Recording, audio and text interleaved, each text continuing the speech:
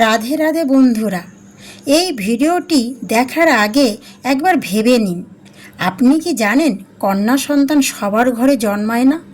হ্যাঁ, সত্যি শ্রীকৃষ্ণ বলেছেন কিছু বিশেষ ঘরে এই সৌভাগ্য পায়। যে ঘরে কন্যা জন্মায় সেখানে শুধু একটি শিশু আসে না, সেখানে আসে ভগবানের আশীর্বাদ, লক্ষ্মীর কৃপা আর অদ্ভুত এক শুভ শক্তি। কিন্তু প্রশ্ন হলো, কেন কিছু ঘরে কন্যা সন্তান জন্মায়? আপনার ঘর কি সেই সৌভাগ্যবান ঘরের মধ্যে পড়ে? এই রহস্য জানলে আপনার চোখে জল চলে আসবে, আর হয়তো আপনি আজ থেকেই কন্যা সন্তানকে অন্য চোখে দেখতে শুরু করবেন।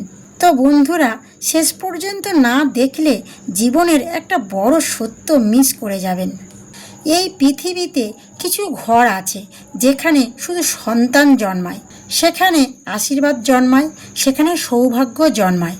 আর যখন সেই ঘরে একটি কন্যা সন্তান জন্ম নেয়, তখন স্বয়ং ভগবানের কৃপা নেমে আসে সেই পরিবারে।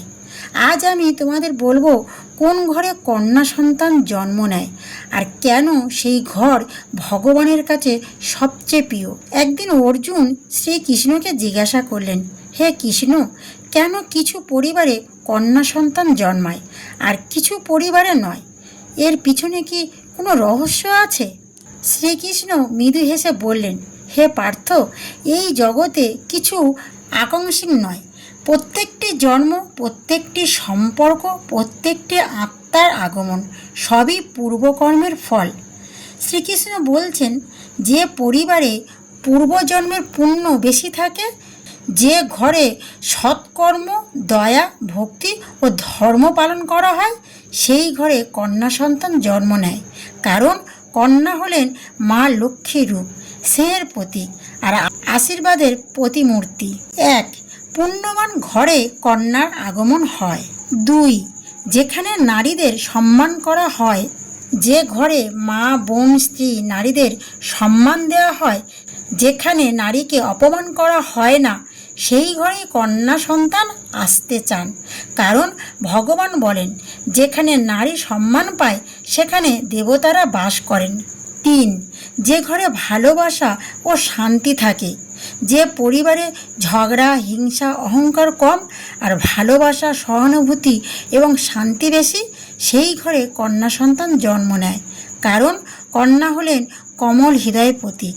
তিনি এমন পরিবেশে বেড়ে উঠতে চান যেখানে ভালোবাসা আছে। 4. ভগবানের প্রতি ভক্তি থাকা ঘর, যে ঘরে প্রতিদিন ভগবানের নাম জপ হয়, যেখানে প্রার্থনা, পূজা, কীর্তন হয়, সেই ঘরে কন্যা সন্তান আসে। কারণ কন্যা সন্তান নিজেই এক আশীর্বাদ। তিনি সেই ঘরে আসেন যেখানে ভগবানের স্মরণ থাকে। 5. পরীক্ষার জন্য কন্যার আগমন হয়। শ্রীকৃষ্ণ আরও বলছেন, হে অর্জুন, অনেক সময় আমি কন্যা সন্তান পাঠাই পরিবারকে পরীক্ষা করার জন্য। দেখতে চাই তারা কি তাকে ভালোবাসবে, তারা কি তাকে বোঝা ভাববে নাকি আশীর্বাদ। কন্যা সন্তান কোনো বোঝা নয়, তিনি হলেন ঘরের আলো, মায়ের প্রতিছবি, ভগবানের উপহার। যে ব্যক্তি কন্যাকে অবহেলা করে সে নিজের ভাগ্যকেই দূরে ঠেলে দেয়, আর যে কন্যাকে ভালোবাসে, সম্মান করে, তার ঘরে সর্বদা সুখ, শান্তি ও সমৃদ্ধি বিরাজ করে। তাই কখনো কন্যা সন্তান জন্ম হলে দুঃখ করো না, বরং আনন্দ করো। কারণ তোমার ঘরে লক্ষ্মী এসেছে, তোমার ঘরে আশীর্বাদ নেমে এসেছে। শ্রীকৃষ্ণ আরও বলছেন, যে ঘরে কন্যার হাসি শোনা যায়, সেই ঘরে আমার কৃপা কখনো কমে না। যদি তোমার ঘরে কন্যা সন্তান থাকে, তাকে ভালোবাসো, সম্মান করো, তার পাশে থাকো। কারণ সে শুধু তোমার সন্তান নয়, সে ভগবানের পাঠানো এক অমূল্য উপহার।